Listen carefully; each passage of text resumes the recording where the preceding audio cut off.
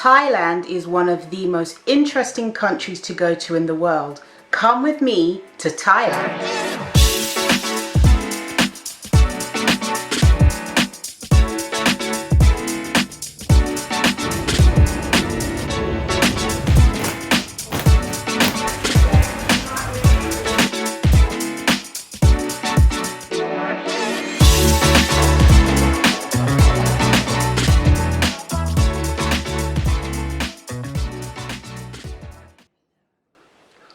What some of you may not know is in the gap year, I did a gap year before going to university, and in that gap year I spent a year living in Thailand. Now you're gonna know roughly how old I am. That was nearly 30 years ago. So Thailand 30 years ago compared to today is very different, as I discovered. I'd always wanted to go back to Thailand, but you know, life happens and the opportunity never arose until a TV studio reached out to me and said they would like me to come to film a vegan cooking show. So some of you may know, apart from doing YouTube videos with vegan recipes, I film stuff for television. So they reached out and they said, we'd like you to come and film a series. Well, film part of someone else's series. So somebody else was doing a series and they wanted me to do the recipe sections. So I thought, okay, great, yeah. So I decided to negotiate with them, and what I decided to do is say, I'm happy to come and film the segments for that series, but I would like to film a series myself for your channel, because they are a big network over there. So I negotiated and they said yes. I was so happy. I thought, okay, I'm gonna have my own show. It's called Eat Good. It's got 12 episodes and it was amazing filming. So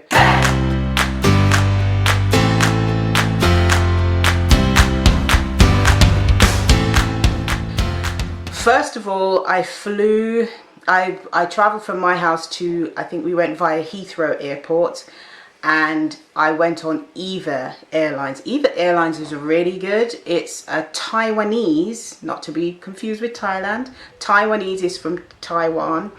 It was a Taiwanese airline and they were really good. It was comfortable. The vegan options were actually not that bad at all. It's a very long flight, I can't lie. It was 12.5 hours to go and 11.5 hours to come back. So going, it's a night flight, and coming back it's a day flight, and let me tell you, the jet lag is real, but it's definitely worth it. So I flew from London Heathrow to, how do you pronounce it, Suvarnabhumi. I've just put it up on the screen because I can't pronounce it. I think it's Suvarnabhumi Airport in Bangkok, which is the main international airport in Bangkok, and their airport is amazing. Have a look.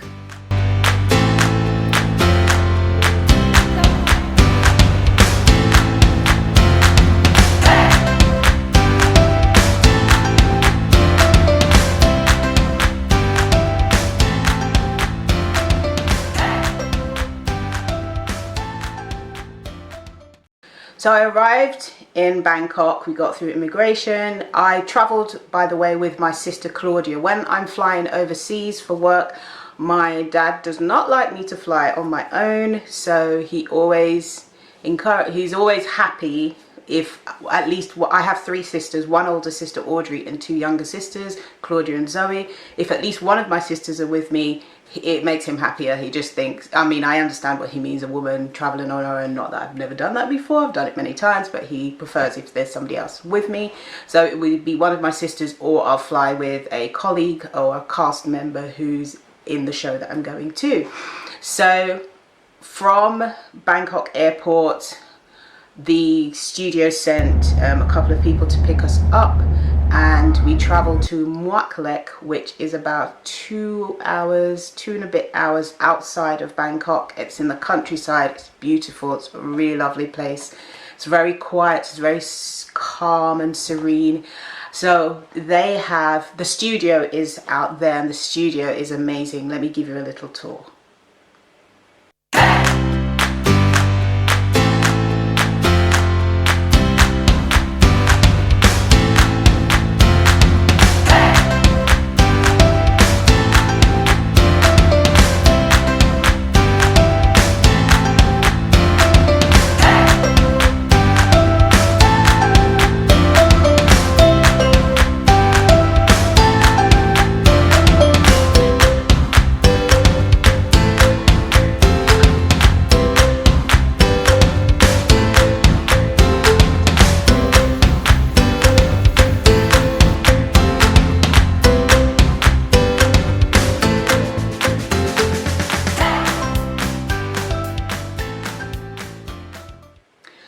on the same campus as the studio, the Hope Channel studios. Now Hope Channel is a global network, but this segment is called Hope Channel Southeast Asia. So I've done stuff for Hope Channel Africa and Hope Channel International, and this is Hope Channel Southeast Asia, so I'm kind of trying to cover the globe, people.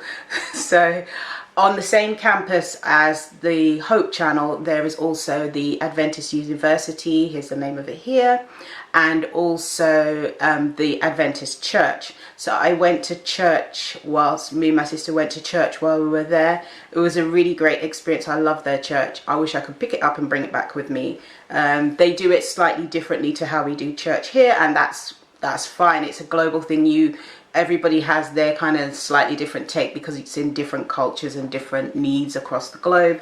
I really like how they did theirs, especially how they stick to time and they're really organized and attention to detail.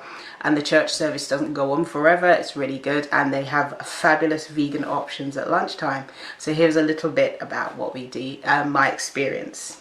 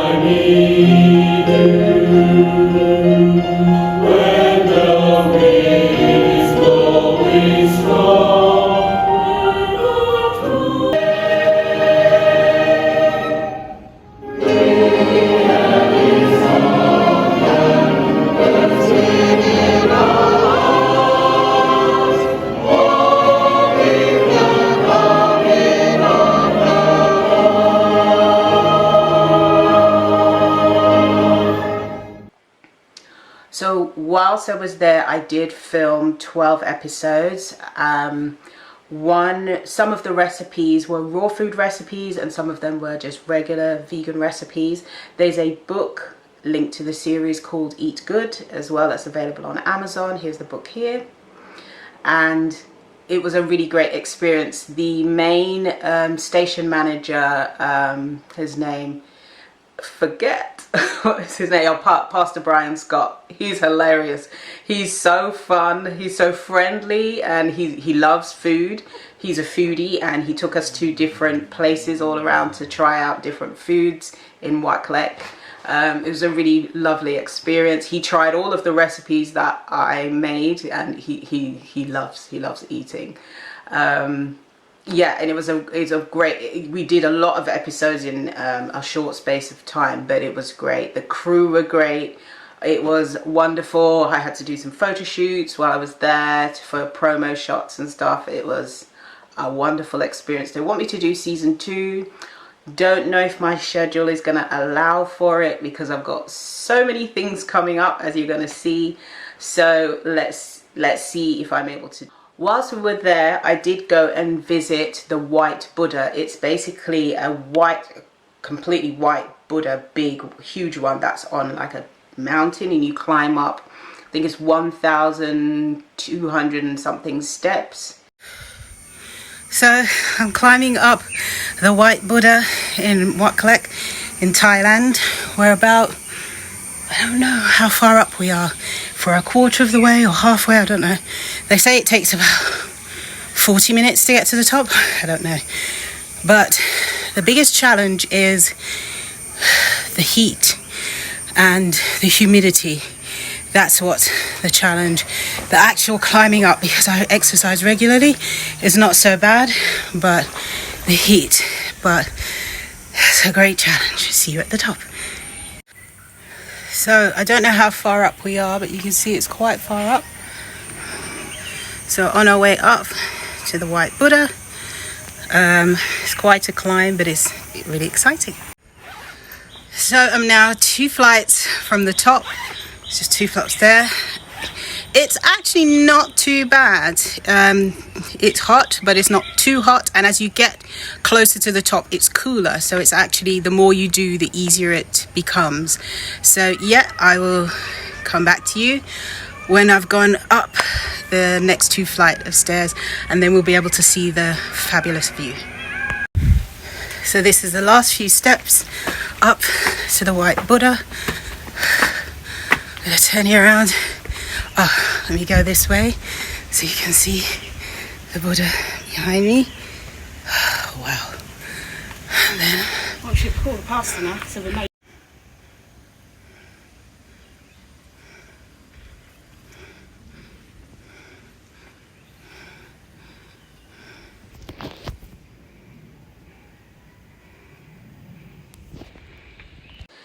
And it was a little bit of a challenge, yes, I would agree. 1,200 something steps, and when you get to the top, the view is amazing. At the bottom there's peacocks, and the peacocks are beautiful. And as you climb up, what I didn't do, I forgot to take water with, I don't know why I did that. I forgot to take water with me, so it was a bit more of a challenge than it should have been. But I will do it again when the next time I go, and I will remember to take water with me. So if you go to the White Buddha in Mokhlek and you're climbing up, make sure you've got water with you, because it is hot, but it's a wonderful experience.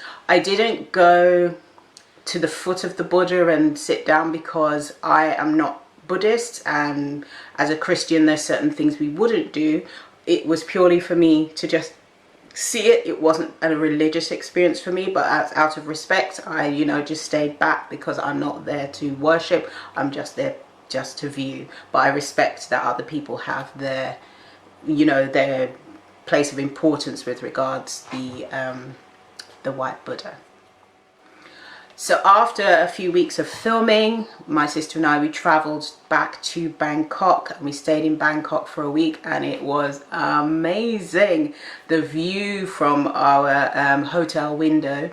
We stayed at the Golden Tulip Madison Suites, which is a 4-star hotel. Very nice, and let me tell you, the hotel prices there are not expensive at all. I can give you a little room tour.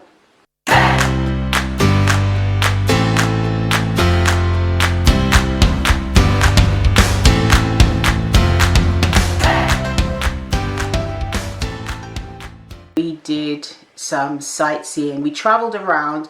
Best ways to travel around is by tuk-tuk. Tuk-tuk is probably not the safest way to travel around because they drive crazy. You can go by taxi, but we also travelled on the BTS, which is kind of like a, if you're from London, it's kind of like the tube, but it goes inside and out. Well, it goes mainly outside, it's kind of like the Sky Train. Those are really nice. They're quite inexpensive, and they're not difficult to navigate at all, but I'd watch a YouTube video before going because it's not, was it in English? I can't remember if it was in English, but you kind of have to kind of figure it out a little bit. But if you watch a YouTube video on how to do it before you go, it's not that bad at all, and it's clean, it's really well organized, there's really great maps. There's a app you can get for the BTS as well, so we downloaded the app so we would kind of figure out where we're going, which was really, really great. And when we got stuck one of the times, I actually, because I've lived in Thailand before, I actually speak some Thai. I'm not fluent, I would say basic Thai, so I can kind of get, you know, make myself understood. So I would ask if we were stuck, and people were so lovely and helpful to us. While we were there, we did do some sightseeing. Now, sightseeing, this is like sightseeing, the ultimate sightseeing, I would say. We went to the Grand Palace. Now, if you go nowhere else in Bangkok, you have to go to the Grand Palace. The Grand Palace is not called the Grand Palace for nothing. It is amazing. The intricate detail on how they decorate the palace is fabulous. You have to be careful what you wear. You have to make sure your shoulders, as a woman, you have to make sure your shoulders and your ankles are covered. So if you've got like a long dress, or I think you can wear long trousers. I'm not sure if women can wear trousers, but if you go on the Grand Palace website, it does tell you the dress code for women. Just outside the Grand Palace entrance, there's shops, and you can buy these little sarongs for about £2, which is about 100 baht roughly, and you can just wrap them around you, and as long as your shoulders are covered, they'll let you in. I brought mine back with me. I don't know where it is, but I must take it next time I go. So inside the Grand Palace, it can be quite hot. I would also recommend taking some little socks, because at certain areas you can't have your shoes on, so they make you leave your shoes on one side and then you have to walk across barefoot, and the floor is hot. But I had socks on, so that does help a bit if you do that. There's certain bits where you can't film inside there, so you might have to do it from outside. But in general, it's amazing. It's just mind-blowing to see it. It's just an experience that you cannot miss. The next one that I would highly recommend is Chatuchak Market. Now, Chatuchak Market is the biggest outdoor market in the world, I've heard. They have 10,000 vendors. Yep, you saw right. 10,000 vendors shopping on steroids. It was fantastic. It's a lot to see. There's a little bit of kind of samey kind of things as you go. Most of it is outside, but it does have an indoor bit. My sister and I, we got there about 9. It opened, I think, we went on a Sunday, I think it was, and it opens like at 9:30 or something like that. So we left our hotel at 9 because it was about a half an hour drive, and we got there for about half an hour. I think we got there just as it was opening because we were trying to beat the, you know, crazy midday sun. We stayed there until about 2 o'clock, 3 o'clock in the afternoon. So we did a lot of walking around. We did do some shopping, and we also went to the indoor bit. And then as you're going into the indoor bit, there's a lady there with a sign saying, if you want a foot massage. I thought, oh yes, definitely. So we had foot massages, which was amazing as well. And we had a great time. They sell everything there. The only thing they probably don't sell is houses and cars. Not even sure on the cars. Definitely they don't sell houses, but I wouldn't swear they don't sell cars, but everything else they sell there. Fabulous. There's lots of temples in Thailand. They are beautiful. You've got to go and check them out when you go, if you're in Bangkok or any part of Thailand. The temples they're called Wat. W-A-T, Wat is the Thai word for temple. So there's lots of them in Bangkok. Just pick out a few and just go and see them. They're so beautiful. I just think this is amazing. They really brought the A game with their architecture and how they decorate it. It's brilliant. So you've got to go and see those. So lastly, I want to tell you about the food. Okay, shout out to everybody from Southeast Asia. You guys can cook. Seasonings, the vegetables, the variety. Cooking is their thing. They can cook. I love Thai food, the flavors. There's so much vegan options, and they've got loads and loads of fruit. Some of the fruit you will recognize, like pineapple and things, and mango, but then they have fruits that you probably never heard of, like rambutan and durian, and then there was some I'm like, I have no idea what this is. I love fruits and I love trying new fruits, so I tried loads and loads of different fruits, and here's like a montage of some of the different fruits.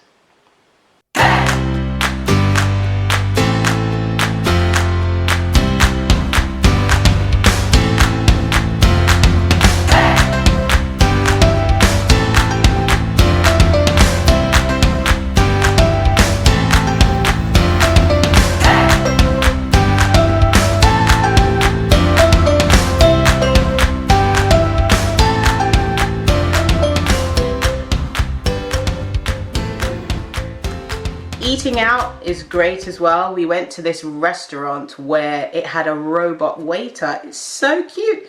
I was thinking, how did they do this? So the robot knows, because there's a sensor on your table, so it knows when the robot's coming from the kitchen, to bring the food to you. They program it to say it's on table 5, so it plays like a little tune, and then it comes to your table and you just take it off, which is fabulous. I'd never seen that before. It was a really great experience to see it.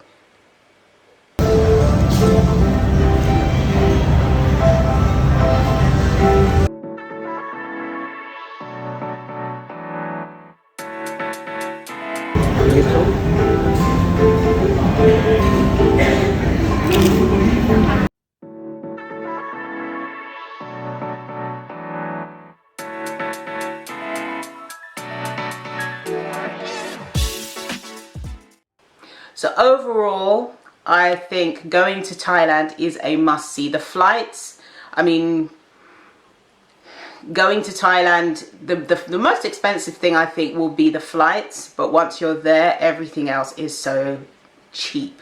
Accommodation is cheap, buying food is cheap, because you can buy food, you can buy something to eat for about £1, 10 pence.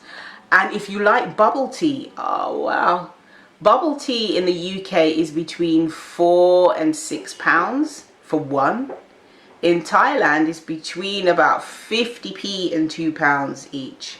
So my sister Claudia and I had a field day with the bubble teas because I love bubble tea. It was fabulous. So that is a must try while you're there. You can try loads because it's so cheap. Yeah, so going there, it's cheap to stay. Check out which are the best times of year to go, because they do have a rainy season. So just check what time of year is best for you to go. But overall, it was a wonderful experience. It had great vegan options. I loved it and I can't wait to go again. So, have you been to Thailand? If you have, comment in the comment section below what was your favorite bit about going to Thailand. And thank you so much for watching, and I'll see you in the next video.